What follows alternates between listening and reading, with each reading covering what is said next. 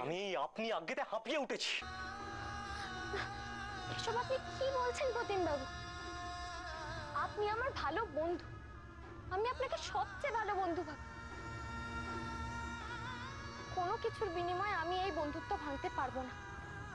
অন্য কোনো সম্পর্কে জড়িয়ে আমি এই বন্ধুত্বটাকে নষ্ট করতে পারবো না। আমি কারোর ভরসার যোগ্য নই প্রতিম বাবু, কারোর ভরসার যোগ্য নেই। আমি অন্য কারোর ভরসার দাম দেব কি করে? আমি যে কারোর ভালোবাসার যোগ্যই নই। আপনি নিজেও জানেন না আপনি কি, আপনি কতটা দামি। আপনাকে যেদিন প্রথম দেখলাম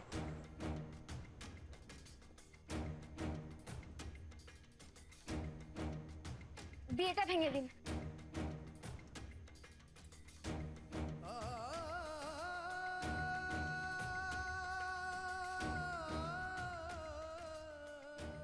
হু আর ইউ? বিবি। আর ডিসিশনটা নেবেই বা কি? এই বিয়ে বিয়ে হতে পারে না, কিছুতেই হতে পারে না। চুপ করতে বলছি না? তখন থেকে এক কথা বলছেন। কে বলেছে আপনাকে বিয়ে করতে? সেদিন যেন একটা ঝড় উঠেছিল মনের মধ্যে। আমি বুঝতে পারছিলাম যে আমি আস্তে আস্তে ডুবে যাচ্ছি। তাহলে আপনি বিয়েটা করবেন না তো? না, করবো না। কথা দিচ্ছেন? দিচ্ছি। ये हुई ना बात फ्रेंड्स।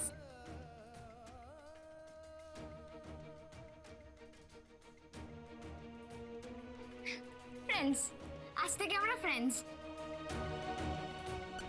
আপনি একটু সব দিক সামলে রাখবেন, হ্যাঁ? আর দিদির কথাটা যেন দুবারের কেউ জানতে না পারে। বুঝতেই তো পারছেন, ইজ্জত কা সওয়াল। আমি তাহলে এখন আসি, টাটা।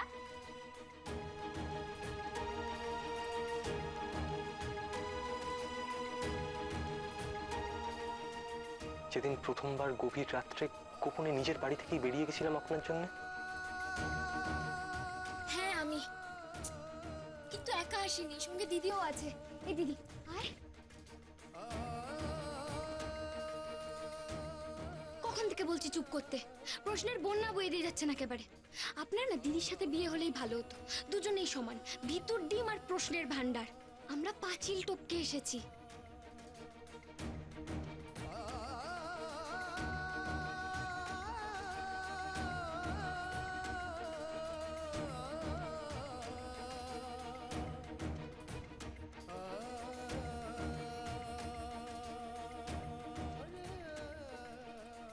আপনি এখানেই দাঁড়ান, আমি দেখছি বিবি কোথায়। এখানেই থাকবেন, হ্যাঁ?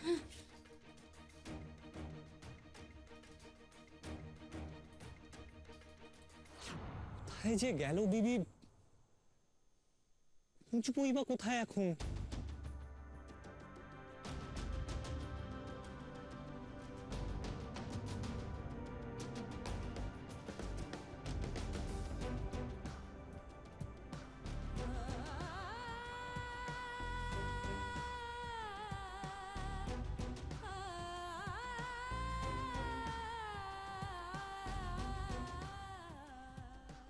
সেদিন থেকেই আমার গুছিয়ে রাখা জীবনটা আস্তে আস্তে পুরো উল্টো পাল্টে যাচ্ছিল।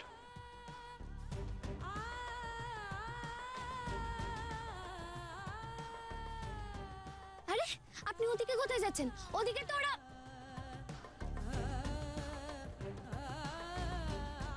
আমি তো কোনোদিনও স্বপ্নেও ভাবিনি আমি বাড়ির সকলের সামনে দাঁড়িয়ে, বাবার সামনে দাঁড়িয়ে এটা বলতে পারবো যে আমি মিমিকে নয়, আপনাকে বিয়ে করতে চাই। প্রত্যুষ মিত্রের ছেলের বিয়ে ভাঙবে না বাবা। মানে আবার কি গন্ডগোল পাকাচ্ছ তুমি? হ্যাঁ বাবা প্রতিম, তুমি ঠিক ঠিক কি কি বলতে চাইছো? বিয়েটা আজই হবে, মিডিয়া সেই বিয়ে আজই কভার করবে। প্রতিম, তুমি একটা কথাও বলবে না। আমন্ত্রিত যারা এসেছেন তারা সবাই সে বিয়ে দেখে যেতে পারে। বাবা, বিয়েটা আমি আজই করব, তবে মিমিকে নয়, বিবিকে। যেদিন আপনাকে বিয়ে করে এই বাড়িতে নিয়ে এসেছিলাম সেদিন ঠিক করে নিয়েছিলাম আজ থেকে আপনার সব দায়িত্ব আমার। আপনার সমস্ত প্রয়োজনে আমি আপনার পাশে থাকবো। আপনাকে কোনোদিনও কোনো কষ্ট পেতে দেব না। কিন্তু আমি তো আমার নিজের দোষেই কষ্ট পাই, দুঃখ পাই। আপনি কি করে আমার কষ্ট ঘোচাবেন প্রতিমবাবু? বলছি না আমি এসবের যোগ্য নই। আপনি ভুল করছেন প্রতিমবাবু। আপনার সমস্ত দোষ ত্রুটি জেনেও তো আমি আপনাকে ভালোবেসেছি বিবি। প্রথম যখন শুনলাম আপনার এই সমস্যাটার কথা, আমার বিবি মিথ্যে বলে, যখন তখন কারণে অকারণে বিবি মিথ্যে বলে। কিন্তু কিন্তু এর পেছনে একটা কারণ আছে প্রত্যুষ বাবু। ছোটবেলায় একটা গভীর আঘাত পাওয়ার পর থেকে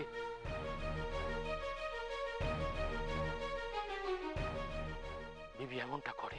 সেদিন নিজের কাছে নিজে প্রতিজ্ঞা করেছিলাম আপনাকে কারোর কাছে ছোট হতে দেব না। আপনাকে সারিয়ে তোলার জন্য যা যা দরকার হয় আমি করব।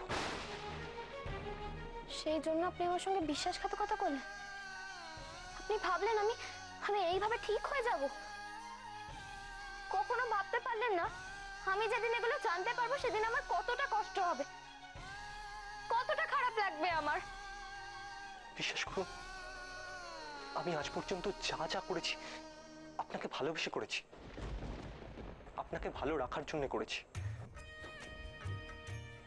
আমি বুঝিনি এই দোষের এত বড় একটা শাস্তি আমি পাবো।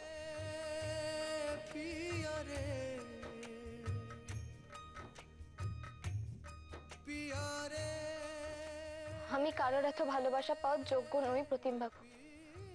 আমি পারবো না, পারবো না আপনার ভালোবাসা নিয়ে খেলা করতে। আমি চলে যাব, আমি চলে যাবই। আমি না পেরেছি কোনোদিন ভালো মেয়ে হতে, না পারবো কোনোদিন ভালো বউ হতে। পারবো না, চেষ্টা করলেও পারবো না। বিবি, বিবি শুনুন প্লিজ।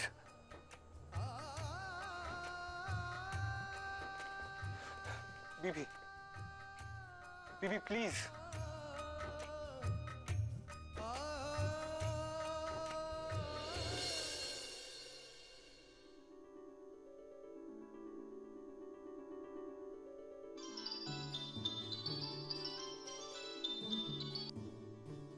Hello mister Banerjee.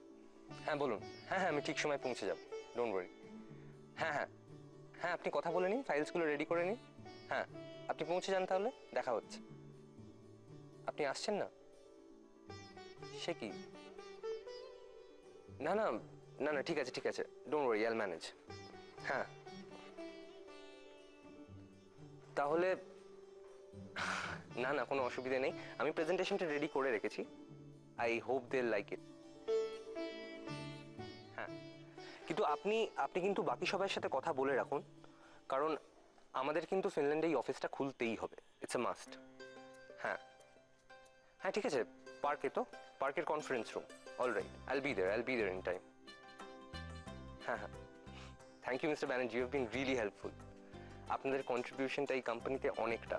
বাবা যে আপনাদের ওপর এতটা ভরসা করেন, কেন করেন সেটা এখন বুঝতে পারছি। হ্যাঁ না না কি বলছেন, আপনাদের এক্সপিরিয়েন্সের একটা দাম নেই। I always respect this kind of experience. হ্যাঁ হ্যাঁ ঠিক আছে মিস্টার ব্যানার্জি, পরে আবার কথা হবে। Okay thank you. কিরে ছোটন, মিস্টার ব্যানার্জির ফোন নাকি? ও তুমি চেনো নাকি? তা চিনবো না? আরে বাবা, তোর বাবার বিজনেসে পার্টিসিপেট করি না করি মানুষজনকে চিনবো না সেটা তো হয় না। আর উনি তো মাঝে মধ্যে আমাদের বাড়িতে এসেওছেন, আর টুকটাক মিটিং পার্টি টাটিতে যখন গেছি তখন ওনার সাথে আমার কথাও হয়েছে। অতএব তাকে তো আমি চিনবই। একটা কথা ভুলে যাস না, যে মহিলা রাধেন সে কিন্তু চুলও বাঁধেন। আচ্ছা ছোটকা, তুমি এত ভালো লেখো, সাহিত্যের উপর তোমার এত দখল, তুমি তো আমাদের এডিটোরিয়ালটা আরামসে একদিন লিখতে পারো। কি যে বলিস, ভালো সাহিত্যিক হলেই যে সম্পাদকীয় লেখা যায় এমন তো কোনো কথা নেই। সম্পাদকীয় লিখতে গেলে আরো অন্যান্য অনেক কিছু বিষয়ের উপর জ্ঞান থাকা দরকার। যেমন ধর খেলাধুলা, মানুষের বিকাশ, স্বাস্থ্য, এই সব কিছু সম্বন্ধে জ্ঞান থাকতে হবে। আর একটা বিষয়ে অবশ্যই তার জ্ঞান থাকা প্রয়োজন, সেটা হলো কৌতুক। কৌতুক জ্ঞান না থাকলে একজন সম্পাদক কিন্তু ভালোভাবে লিখতে পারেন না। মানে ধর না, একটা জটিল লেখা, কঠিন, সেই লেখাটাকে দর্শকের মনের সামনে সহজভাবে তুলে ধরতে হবে। সেটাতে যদি কৌতুক না থাকে তাহলে মানুষ পড়বে কেন? আচ্ছা ছোটকা, তুমি কি পাঁচ লাইনের কথা বলছো? হ্যাঁ ছোটন, সেটা বলতে পারিস। একজন কবি কি লিখছে শোন, একজন কবি কি লিখছে শোন। আগুন, আমার হাতে হাত রাখিস না, তুই জ্বলে পুড়ে খাক হয়ে যাবি। পরন্ত অবেলায় চোখে আমি কম দেখি, তার উপর হারিয়েছি চাবি। খুলছে না খুলছে না, কোনো তালাই খুলছে না, আমায় সঙ্গী করে কোন চুলোয় যাবি। আগুন, আমার চোখে জল নেই, তাই অনায়াসে ছলনা করে কানাই বলাই।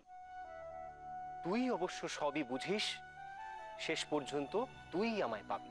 আগুন, আয় না, আকটায় নামি। এখনো নম্র স্বরে কথা বলে ঢেউ, এখনো শরণার্থী নেই, আসবি না কেউ। আয়, তুই এইখানে আয়, তোর মুখখানা দেখি, তুইও দেখ। এক সর্বশান্ত অসফল কবি। এক্সিলেন্ট। চটন, আরো আছে। এ তো শুধু কবিতার কয়েকটা লাইন মাত্র। এটা কার লেখা, তোমার? এটা আমার লেখা নয়, এটা হচ্ছেন কবির নাম হচ্ছেন শুভ দাশগুপ্ত। মানে খুব তেজস্বী কবি, মানে ওনার লেখা পড়লে মনে হয় আগুন বেরিয়ে আসে, বুঝতে পেরেছিস?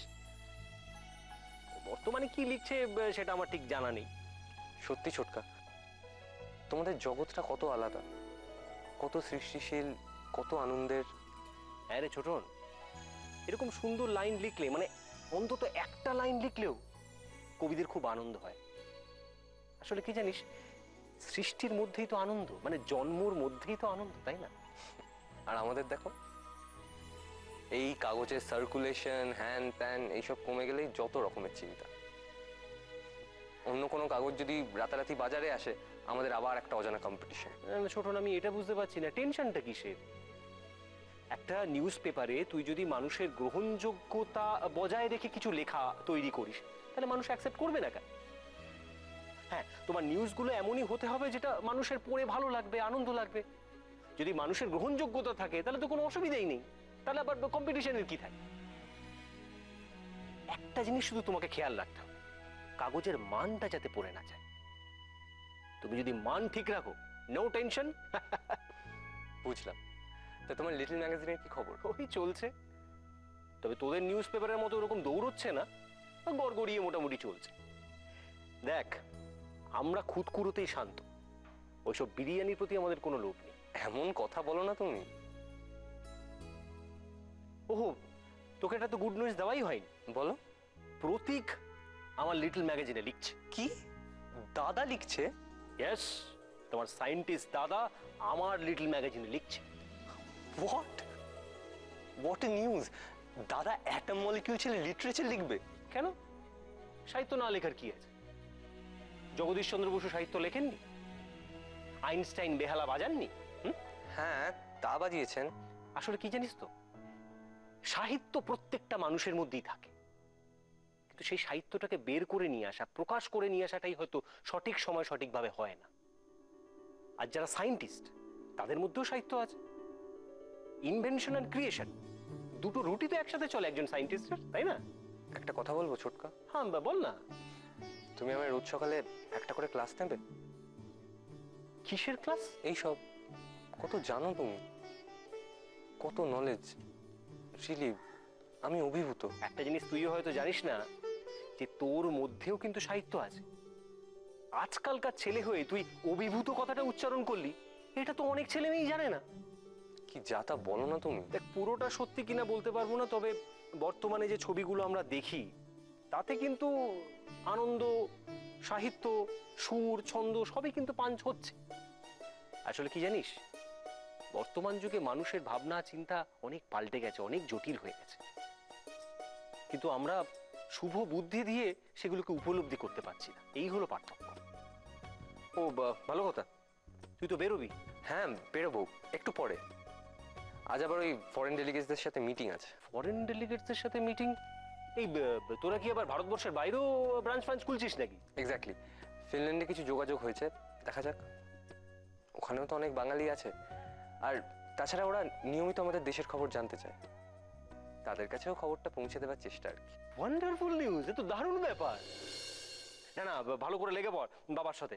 আসলে কি জানিস তো, মানে আমার চিন্তা ভাবনায় যেটা, যে মানুষটা বালিগঞ্জে থাকতো সে এখন যদি এই বরফের দেশ কানাডায় গিয়ে, মানে কর্মসূত্রে যদি কানাডায় গিয়ে বসবাস করে, তার কি বালিগঞ্জের খবর জানতে ইচ্ছা করে না?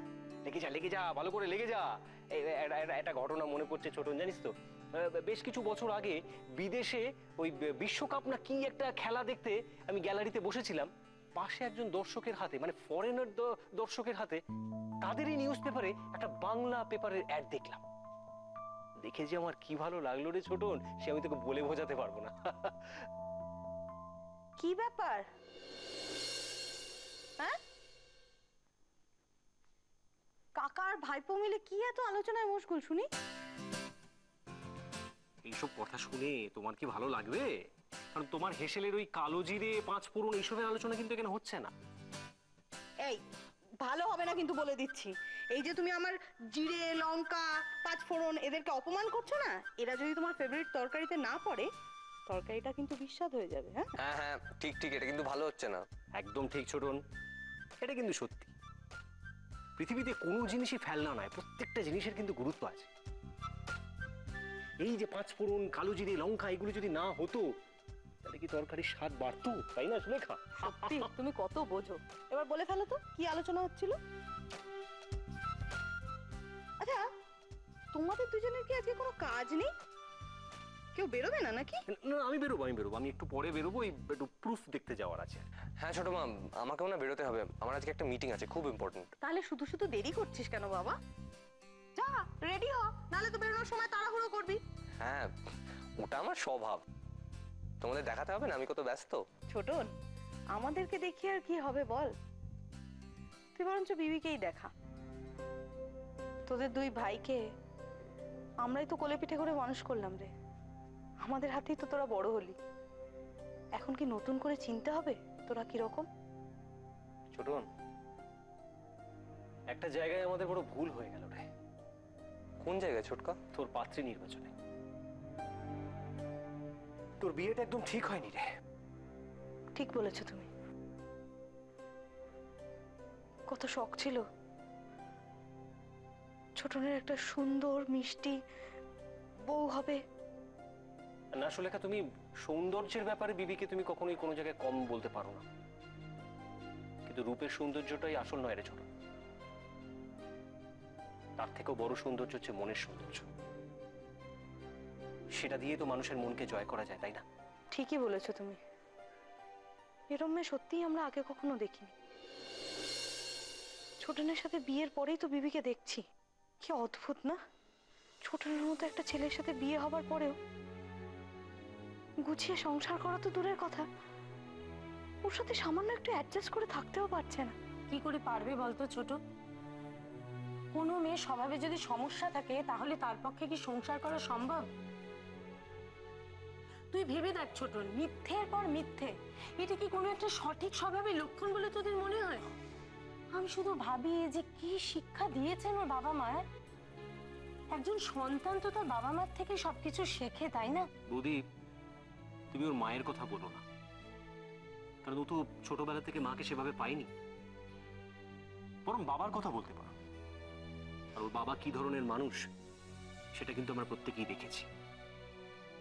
রাজনীতি করে, দেখো রাজনীতি করাটা দোষের নয়, কিন্তু মানুষটা কতটা ভালো মন্দ সেটাই আসল কথা। উনি তো পদে পদে মিথ্যে কথা বলেন, আর সেই স্বভাবটাই পেয়েছে। কারণ সায়েন্স তো বলে নাকি যে বাবা মার জিন থেকেই নাকি সন্তানের জিন আসে, অতএব এখানে হিসাবটা মিলে গেল, তাই না? থাক না ছোটকা, এসব নিয়ে এখন ডিসকাস করে লাভ কি বলো তো? ছোটন, লাভ লোকসান এসব আমি কিছু জানি না, তবে এই নিয়ে এখন একটা আলোচনা তো করতেই হবে। অনেক দিন সহ্য করেছি ছোটন, আর তো সহ্য করা যাচ্ছে না বল। এবার তো একটা কোনো সিদ্ধান্তে আমাদের পৌঁছতেই হবে ছোটন। সিদ্ধান্ত মানে? তোমরা কি অন্য কিছু ভাবছো নাকি? আমরা কেন কিছু ভাবতে যাব বল? যদি ভাবতে হয় তাহলে সেটা তোকেই ভাবতে হবে। ভেবে দেখ তো ছোটন, বিয়ের পর থেকে এসে কি না করেছে, আর কি যন্ত্রণা তুই সহ্য করেছিস ওই মেয়ের জন্য। যবে থেকে ওকে বরণ করে তুলেছি ঘরে, শুধু খালি মিথ্যে আর মিথ্যে। আর ওর মিথ্যেগুলোকে সত্যি করার জন্য তোকে কি না করতে হয়েছে। শুধু ও কেন দিদি ভাই, বাড়ির প্রত্যেকটা মানুষ কি কম কিছু করেছে? ঠিক তাই।